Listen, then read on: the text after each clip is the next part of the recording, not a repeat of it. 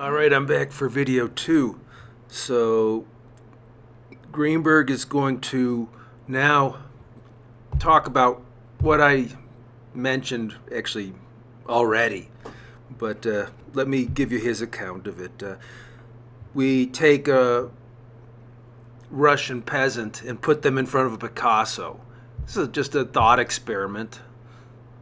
It's a hypothetical, but he'll wonder why the Russian peasant is not able to appreciate the Picasso, which looks quite a bit more like Russian liturgical art, at least all that I've seen, and I've seen plenty having been over to Eastern Europe. Picasso actually, in its abstractness, looks more like traditional Orthodox iconography than a battle painting by some Soviet painter.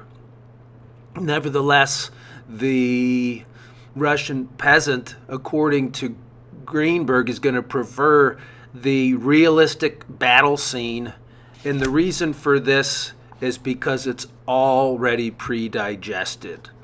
All of the emotion, all of the work,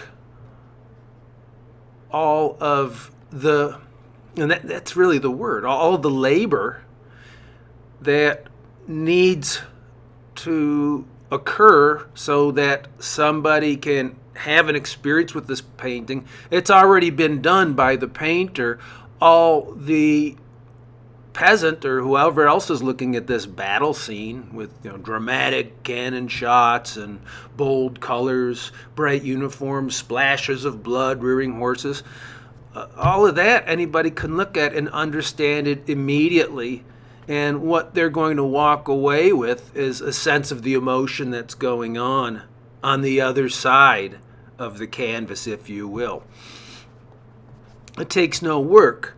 Whereas to understand a Picasso, you actually have to complete the painting yourself. You can't simply look at it and understand it in an instant, but you've got to, as it were, figure out the set of rules according to which the painting is working.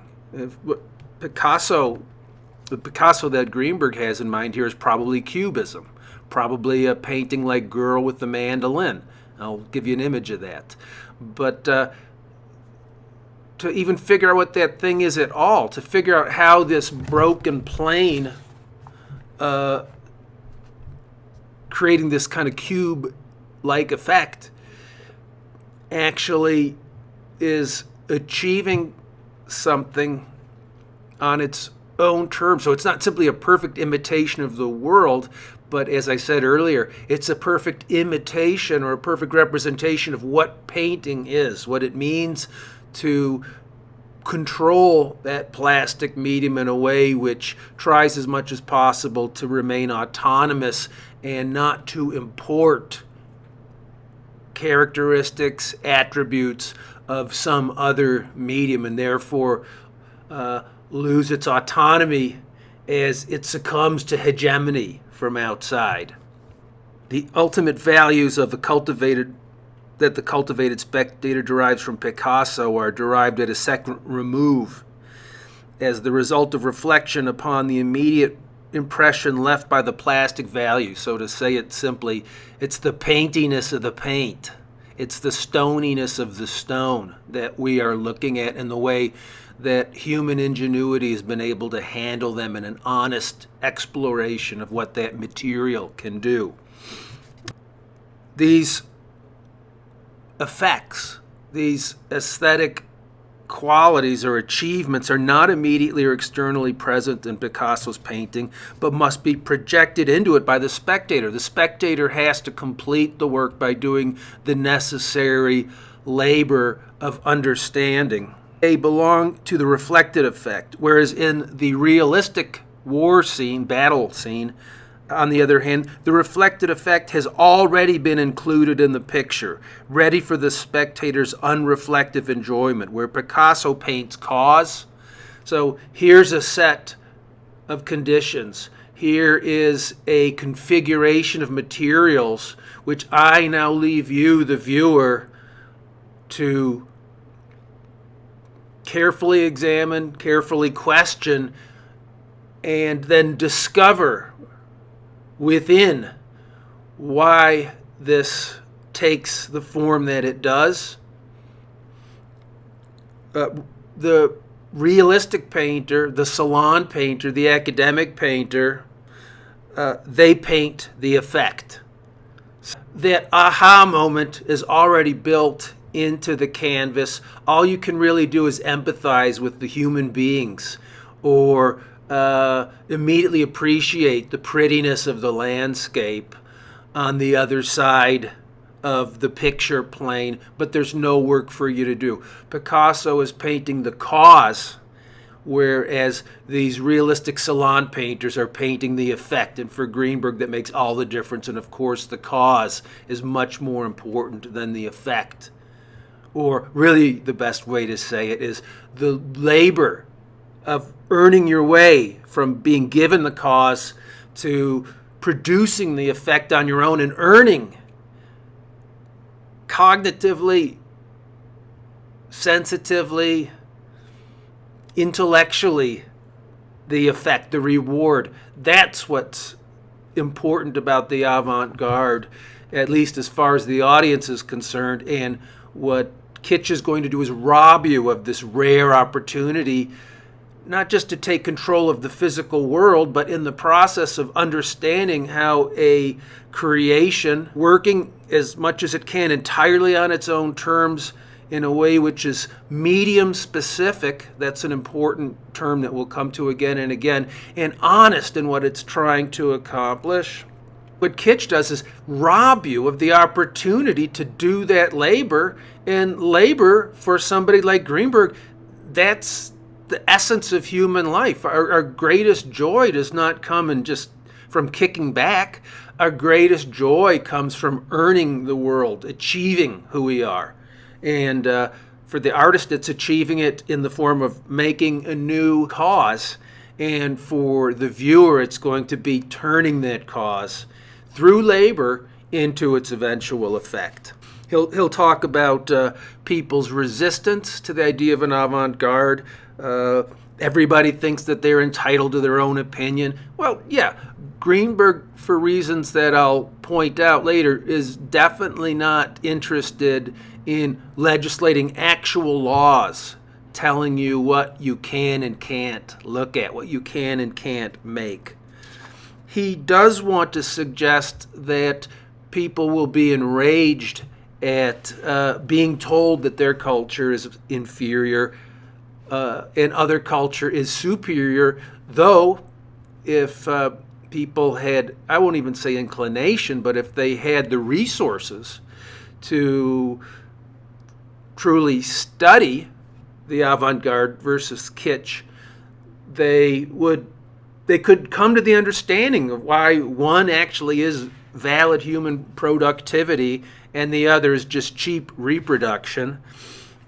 But again, they have been deprived of the opportunity because they've been underserved by a society which has been set up from the very beginning to benefit the privileged few, the 1%, while the 99% of the rest of us are struggling to pay rent, especially if we lost a job to a mismanaged pandemic. What if your health insurance is going to be taken away, either because you lose your job or because the Affordable Care Act is being repealed?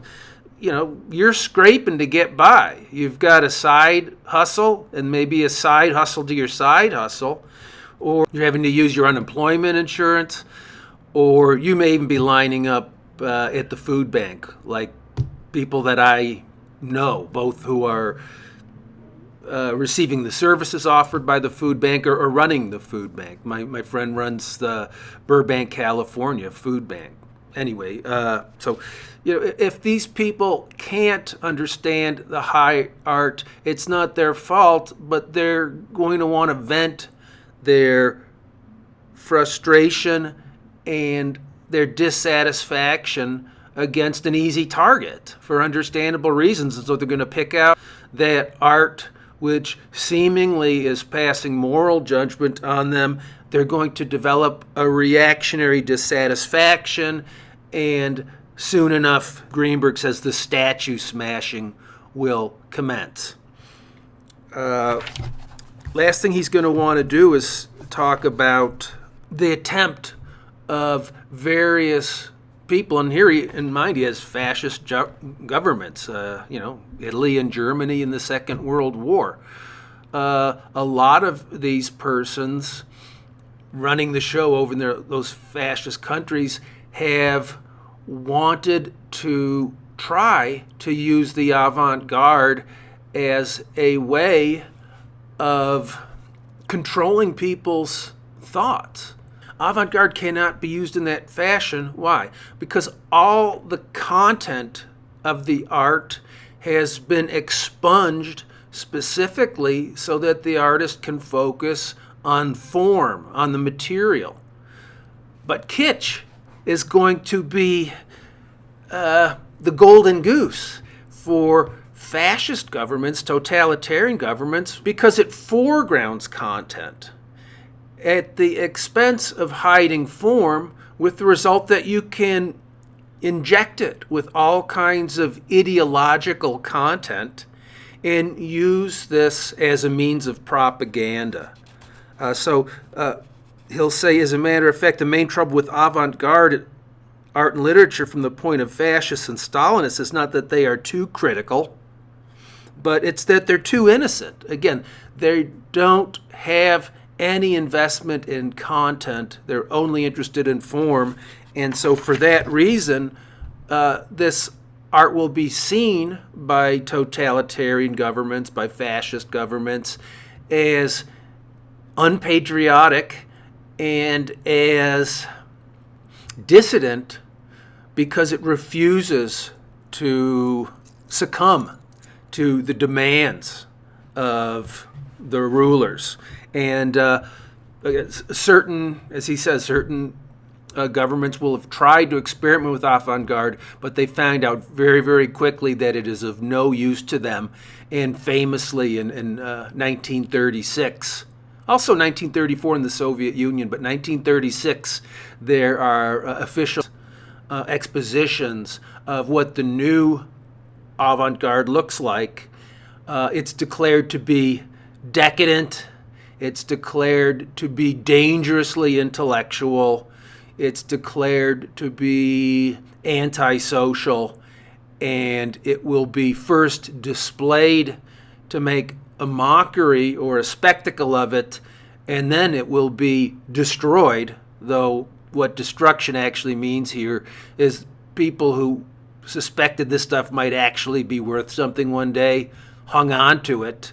And we're still, to this day, trying to find lots of lost paintings that the Germans had stockpiled away. Well, in the meantime, they're coming up with their own official realist kind of art, which celebrates the blonde-haired, blue-eyed nuclear family with a benevolent father who loves alpine hiking and a mother who is young and solicitous to her children's needs. All this is going to be set against a background of the Alps, as I said earlier, and this turns into the official art.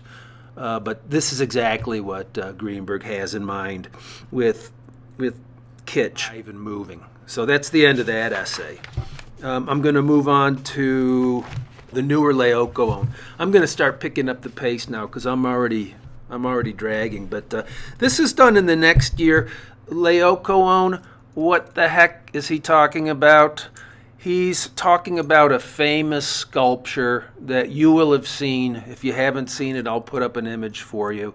It was made in antiquity, and it got lost, though documents about it remained in circulation, and it was always touted and understood to be the most excellent work of art ever produced, but nobody knew what it looked like until the Renaissance. Some farmer plowing up a field, and sure enough, he pulls up this sculpture. He discovers this sculpture. It's called the Laocoon group. Now, that's a weird word. It's perhaps hard to pronounce, and it's even got like the heavy metal umlaut in it. But all Laocoon is, well, all. Laocoon is, if you read Virgil's epic poem, the Aeneid, he's going to be the priest of Apollo who defiles an altar or in one form or another pisses off his patron god. And so in revenge for this defilement of the altar, Apollo is going to send sea serpents to go destroy his priest along with his two sons. And you can see this in the famous statue. Come around 1750, a German playwright and librarian named Lessing writes a book called Laocoon. And what he's going to try to do there is he's going to enter into a famous battle with a guy named Finkelman. Finkelman, who's sort of the guy who created the rage for ancient Greek culture. He's going to use this statue of Laocoon and his sons as evidence to suggest the quiet greatness of the ancient spirit. And how he does this is by looking at the face of this guy who's being strangled and bitten to death by poisonous sea snakes. And yeah, he has a pained look on his face, but it still looks like he has remained composed. He's maintained his dignity despite the onslaughts, the slings and arrows of outrageous fortune. So yeah, there's a sad, pained look on his face. It's the look I normally have on my face most of the time. And what Finkelman wants to say is that, see, we can tell the greatness of the spirit that is lurking beneath the surface of the face. These ripples of emotion really cover over, but at the same time give us an intimation of the depth of soul of this great man. But it's the relative calmness of his face which is so interesting. Again, it reveals the greatness of the ancient spirit. And Lessing reads this argument. He's like, dude, you're an idiot. Stop. What's going on here? The point of art is it's to make something beautiful. And if you were to go and look at Virgil's poem when Laocoon is being strangled to death, or if you were to go back and look at the Iliad, scenes of Achilles and Ajax, you know, when they're in battle, they cry and they scream, they bawl their eyes out, they make hideous faces, go into contortions. And why is it acceptable for that to be the case in literature? Because you don't directly see it. What literature does more than anything else is narrate events across a flow of time. But to hear that somebody is yelling through a description as opposed to actually seeing somebody yell, those are two different things. So yeah, you can pull off the screaming and the yelling, but if you were to translate that directly into marble, then you would have to have this guy's face completely contorted and with the huge black hole in the center, and that cavity being his howling mouth. That would be ugly. And the point of art is to be beautiful. Lessing's whole point is medium specificity. Effects which it is possible to achieve in painting are not necessarily possible to achieve in sculpture, but especially they're not able to be pulled off in literature, because one is a temporal form of artistic expression and the other is a punctual, durative versus punctual. So painting can do what it can do, literature can do what it can do, but each has to stick to its own specific area of expertise. We're going back to that notion I talked about with autonomy. Autonomy does not mean let's go wild in multimedia and we can do whatever we want. No, autonomy means to know what you can do with your chosen materials, and as much as possible to do that as purely and as integrally as possible without borrowing or losing your autonomy in the search for effects which are not your proper domain. He's going to talk then about this tend toward purity, and I think you can hear what I'm saying, as medium specificity, and that painting should be only painting, or that literature should be only literature. And he's going to look at the three first great abstract painters of the 20th century. These are going to be Malevich in Russia. In Germany, it's going to be Kandinsky. And in the Netherlands, it's going to be Mondrian. And what's interesting is not only are these guys abandoning all content in order to produce or to work with pure form, and produce for the first time truly abstract paintings which do not represent, do not figure, do not imitate anything other than the techniques of painting themselves. Each one of these guys is going to write a treatise or some type of a manifesto on why they're doing what they're doing. And for all that their styles look quite different from one another, what all of these treatises have in common is the argument that by going abstract or by going non-objective, what these guys are doing is tapping into some higher spiritual vision, some higher spiritual power, and then channeling that power in order to express the spiritual on the canvas. And what I think is so interesting about Greenberg, does he believe that these guys really are the three best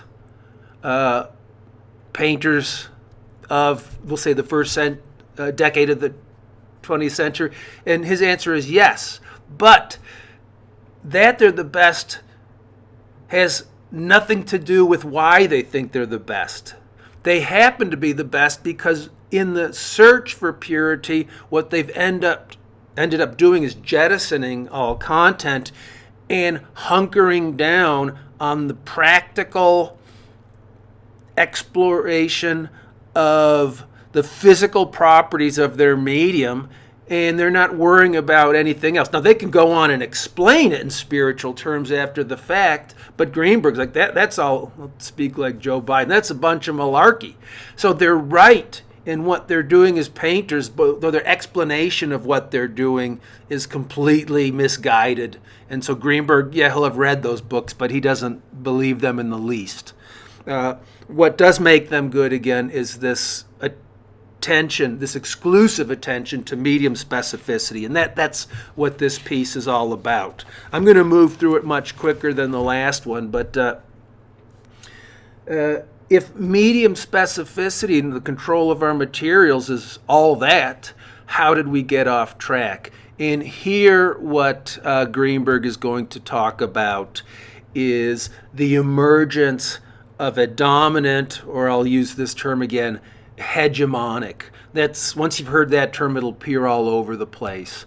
Hegemon is the Greek term for guidance or governance or rule. The hegemon was actually would have been the mayor of an ancient Greek city or something like that. But Greenberg is going to say, in particular cultures, over the course of their history, of all the various mediums that there are, one will arise as dominant or hegemonic, and every other medium is going to feel compelled to imitate, aspire to, ape the primary capacities of the dominant medium, and so doing lose their own essence. They'll become no longer autonomous, but they will be the subjects of heteronymous forces. So in Western culture, what's the dominant medium going to be? It's going to be literature. Why literature? Well, because of the rise of print and the sudden and growing expectation that all people in general must be able to read. Reading has become the most fundamental personal skill that prepares you to be a functioning member of society. So more and more people are reading. There's more and more demand for print. And with print being at the center of everything, reading and literature becomes the dominant media. In a word, suddenly all art needs to tell a story. And for Greenberg, this has disastrous consequences for the visual arts. And so history painting becomes all of the rage. And as people try to develop new techniques for telling stories through paintings, the very nature of painting, again, the application of pigment onto a two-dimensional surface, is going to become more and more hidden. The brushstrokes are going to be more and more smoothed away till they're virtually invisible, and we see through the canvas, which is to say, we look past the very work of art, which we should be interested in, and get caught in the story. In other words, painting, especially as it's practiced in the salons of the 19th century, is really just going to be extremely large scale and deluxe illustration. A picture that just happens to be in a book. So again, the visual arts, and in particular painting, has become completely colonized by, or has completely subjected itself to the hegemonic art, which is literature. How are we going to get beyond this? Well, we can't leap out of it immediately, and so Greenberg's contention is going to be, well, we can at least break up the ice block a little bit if we substitute a new hegemonic medium for the old one, and the new hegemonic medium is going to be music. For him, music has always been the freest and the most impressive of the arts in Western culture, going as far back as the Renaissance, because it's the one that is least interested and least capable of projecting content.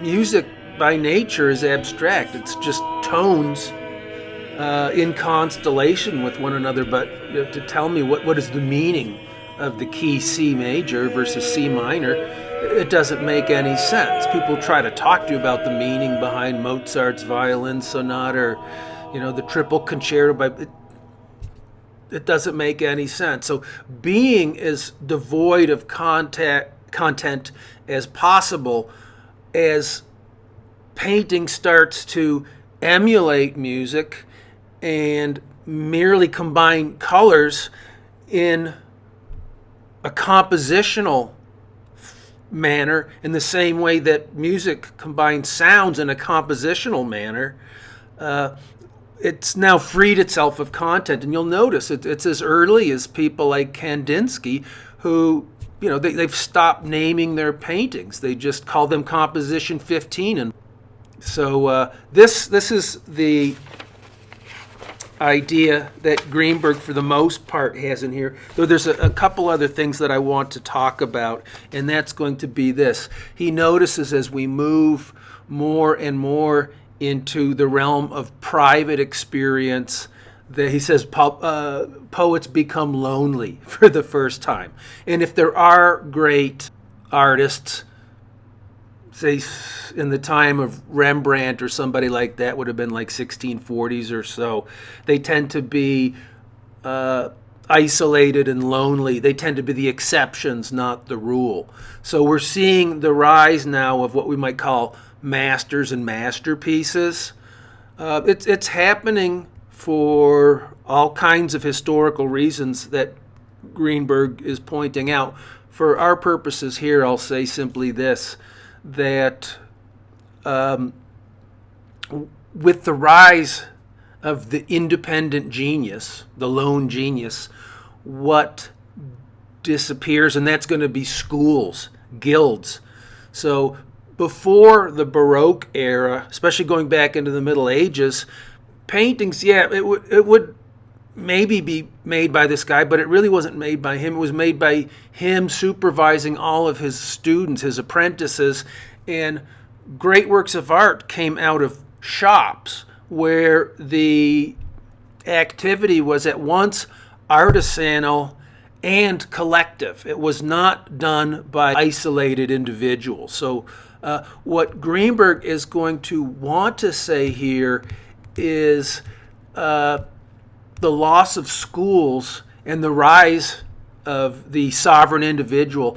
This may have had a far more detrimental effect on what happened to Western art, and a big part of what's going to set Western art on the right course again, what's going to rescue us from the emergence and the proliferation of kitsch, may well be a return to schools. So a little bit in anticipation of later readings in Greenberg, what I might say here is that Greenberg's arguing, yeah, masterpieces first emerged and independent geniuses did emerge at a particular time in the history of the West for reasons we can identify.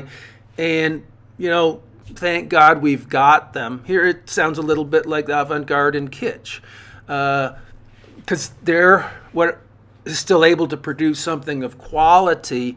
Though, if we can reorganize society in such a way that things are truly egalitarian, and in which